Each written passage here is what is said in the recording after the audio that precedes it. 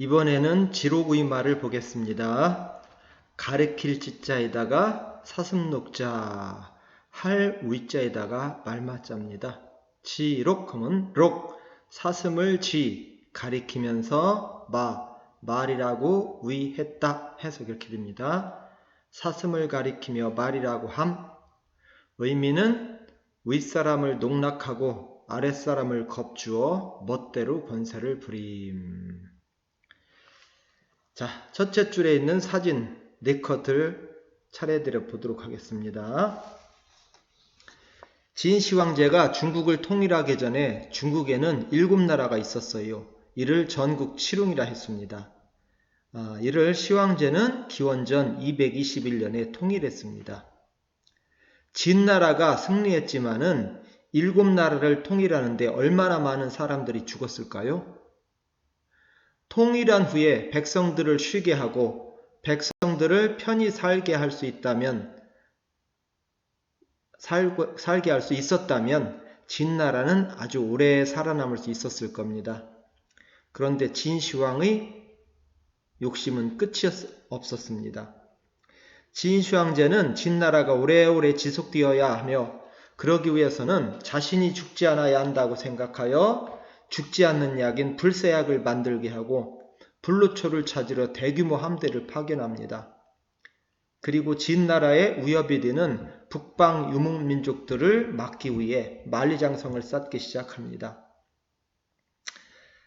말이 만리장성이지 기계가 하나도 없던 시대에 손으로 돌을 깎고 져다 쌓는 과정입니다.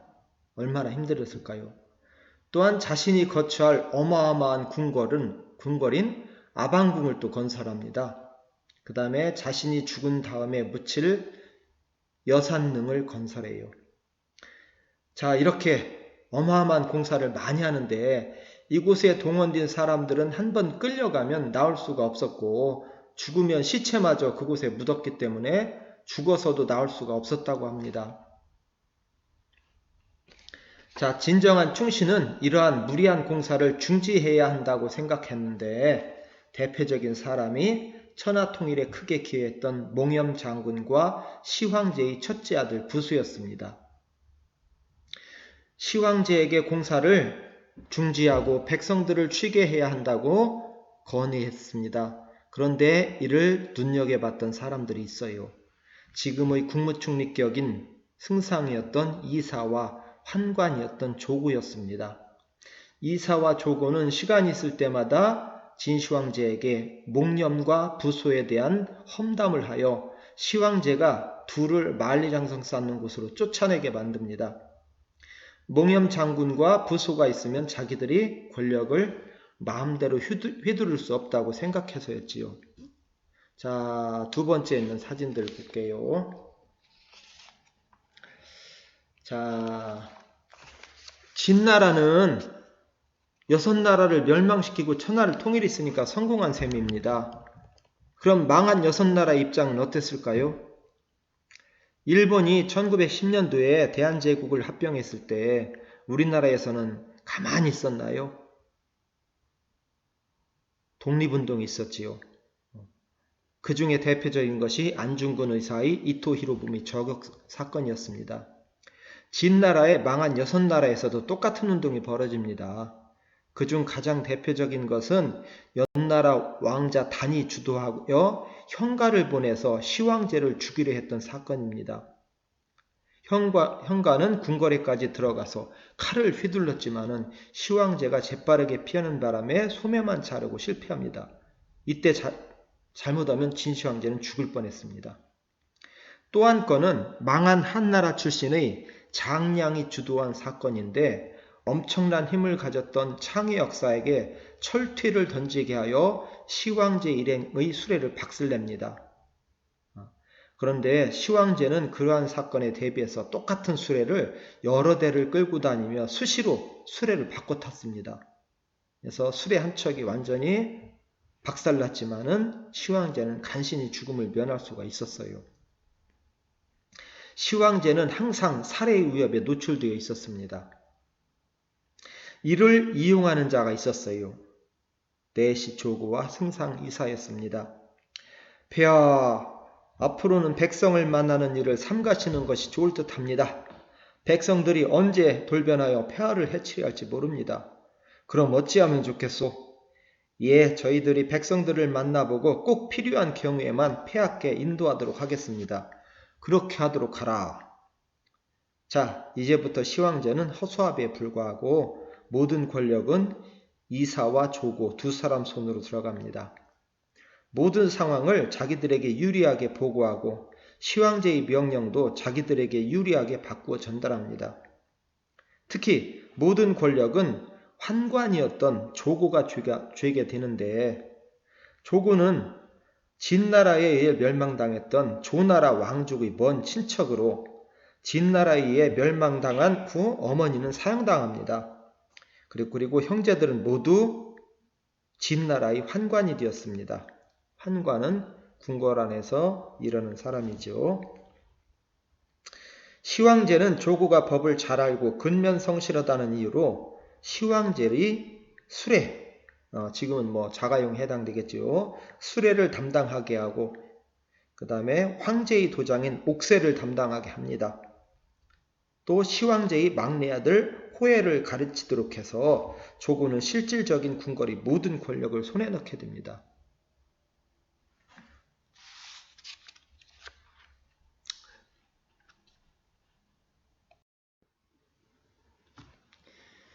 자, 기원전 209년에 시황제가 자기 나라를 돌아보던 중 자신의 운명을 예감하고 조고와 막내 아들 호해가 있는 상태에서 유언을 하게 됩니다. 짐이 아무리 생각해도 오래 살지 못할 것 같소이다. 아무리 생각해도 짐은 만리장성으로 쫓아냈던 첫째 아들 부소가 가장 믿음직스럽소. 짐이 죽게 된다면 부소에게 황제 자리를 잇게 하도록 하시오. 예, 알겠습니다. 시황제가 죽자 조고는 시황제의 죽음을 비밀리에 붙인 후 승상 이사와 상의한 후 호해에게 호해 왕자께서 황제가 되어주셔야겠습니다. 무슨 말씀이시오? 아버님께서 큰형에게 물려주신다 했지 않습니까? 만약 큰형님이 황제가 되신다면 오랫동안 만리장성으로 쫓아냈던 원한으로 저나 왕자님은 무사하지 못할 것입니다. 왕자님이 사시는 방법은 황제가 되시는 길밖에 없습니다. 나는 정치하는 건 골치 아파 싫소. 즐기며 살고 싶소. 그건 걱정하지 마십시오. 골치 아픈 정치는 저희 신하들이 다 할 테니 왕자님은 그저 즐기시만 하면 됩니다. 그럼 내가 할게요. 조고는 알고 있었습니다. 똑똑한 부소가 황제가 된다면 그동안 악행을 일삼았던 자신부터 없애고 그동안 신하들이 쥐고 있던 모든 권력을 빼앗길 거라는 사실을. 시황제의 도장을 가지고 있던 조고는 시황제가 보내는 것처럼 명령서를 만들어 부소에게 보냅니다. 네 이놈 부소야, 사사건건 짐의 정책을 반대하여 만리장성 쌓는 곳에서 근신하라 했더니 역모를 꾀하고 있다는 소문이 들린다. 명령하니 스스로 자결하여 네 죄를 씻도록 하라. 이 명령장을 받은 부소가 눈물을 흘리는 모습을 보고 곁에 있던 몽염 장군이 이는 분명 쥐새끼 같은 역적 조고가 꾸민 관계일 것이요. 사실을 알아볼 필요가 있습니다. 아니요. 아버님의 명령인데 어찌 거부한단 말이오. 부소는 시황제가 있는 함양을 향해서 큰 절을 올린 후 자결하였습니다. 자, 두려웠던 부소 왕제가 죽자 조고는 허수아비 같은 시황제의 막내 아들 호해를 이세 황제로 앉히고 모든 권력을 자신이 쥐게 됩니다. 그런데 부소를 제거했지만 아직도 두려운 존재가 있었으니 80만 대군을 거느리고 만리장성을 건설하고 있던 충신 몽염 장군이었습니다. 조고는 수도인 함양에 살고 있던 몽염의 가족들을 모두 잡아들인 후 몽염에게 명령서를 보냅니다. 너희 가족은 나의 손안에 있다. 가족을 살리려면 자결하거라. 명령서를 받은 몽염은 분하여 부들부들 떨며 내 80만 대군을 거느리고 가서 저 쥐새끼 같은 조고를 없애는 것은 손바닥 뒤집는 것처럼 쉬우나 그로 인해 나라가 혼란에 빠지는 것은 내 원치 않는 바이다. 나 하나 죽어 백성이 편안해진다면 스스로 죽어주마. 스스로 자살합니다. 조고는 몽염의 가족들을 저 사막으로 다 추방했다고 합니다. 그 후 조고는 부소를 지지했던 12왕자와 10명의 공주를 죽이고 자기 눈에 거슬린 진시황제의 신하를 모두 죽이고 심지어 천하통일의 1등 공신이었던 승상 이사마저 허리를 베어 죽이는 아주 잔인한 처형을 한 후 자신이 승상까지 겸하게 됩니다. 자, 두 번째 칸에 있는 사진들 볼게요. 자신의 반대파를 모두 죽이고 모든 권력을 손에 쥐었지만 조고는 항상 불안에 떨었습니다. 반역을 해본 사람은 자신이 한 것처럼 누군가 자신을 죽일지 모른다는 불안감에 시달린다고 합니다. 그러던 중 자신의 반대파를 제거할 묘책을 찾아냅니다. 어느 날 조의 시간에 사슴을 끌고 들어오게 합니다. 승상, 조의 시간에 웬 사슴이요? 폐하, 말을 똑바로 하십시오. 저게 말이지 왜 사슴입니까? 승상, 저게 사슴이지 무슨 말이요? 폐하, 똑바로 보십시오. 김공, 저게 사슴이요 말이요? 예? 예, 사슴, 아니, 말입니다, 말. 조고는 주변에 있던 모든 신하들에게 다 물어봤습니다. 눈치 빠른 사람은 사슴을 말이라고 했고 자신의 양심을 속일 수 없는 사람들은 사슴을 사슴이라 했습니다. 조고는 사슴을 사슴이라고 했던 사람들을 똑똑히 기억했다가 조의가 끝난 후 모두 처형했습니다. 그 사실을 안 이세 황제 후에는 다음날 모든 신하들이 보는 앞에서 조고에게 사과했습니다. 승상, 어제는 과인이 잘못 보았던 것 같소. 어제 짐이 사슴이라고 했던 것은 승상의 말처럼 말이었소. 승상, 짐이 잘못해서 용서해 주시오. 이 사건이 있은 후 조고는 더욱 기세가 등등해졌고 이세 황제 호에는 허수아비에 불과한 존재가 되었습니다. 여기에서 사슴을 가리켜 말이라고 한 지록 우이마 고사성어가 나옵니다. 의미는 윗사람을 농락하고 아랫사람을 겁주어 멋대로 권세를 부린다는 뜻입니다. 간이 부을 대로 부은 조고는 결국 호에에게 자살할 것을 명하고 호에는 살려달라고 간청했지만 결국 자살할 수밖에 없었습니다. 황제까지 죽인 조고는 자신이 황제 행세까지 하려 했지만 명령이 잘 먹혀들지 않자 자신이 죽였던 시황제의 첫째 아들 부소의 장남 자영을 3세 황제로 앉힙니다.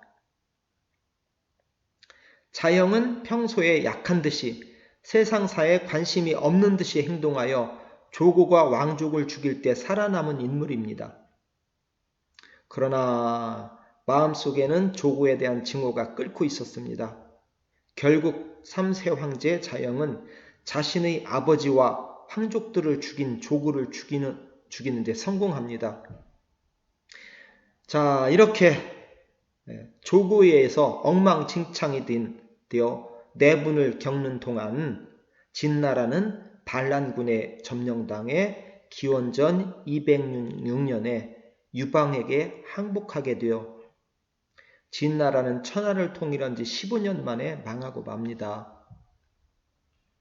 자영은 1년 뒤에 항우에 의해 살해되고 맙니다.